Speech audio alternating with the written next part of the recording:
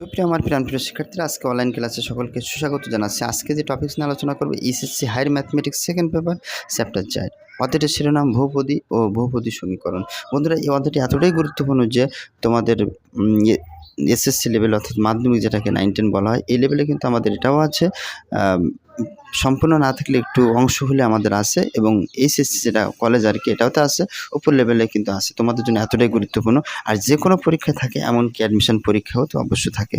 দেখো, দ্বিঘাত সমীকরণটা মূলত কি? এক্স স্কোয়ার যোগ bx plus c equal to 0। যদি কখনো কোনো অঙ্কে যদি দ্বিঘাত সমীকরণের কথা বলে বা আমাদের কাজে লাগে, সাথে সাথে ব্রেনটা এই জিনিসটা নিয়ে আসতে হবে।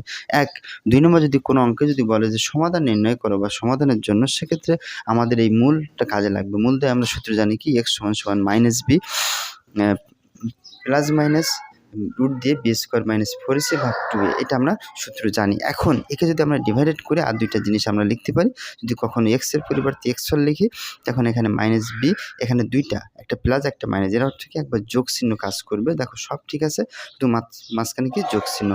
পরে আবার আমি যখন x1 পরিবর্তে x2 লিখছি, তখন একইভাবে দেখো মাইনাস বি, এখানে প্লাস ছিল, এখানে হবে মাইনাস।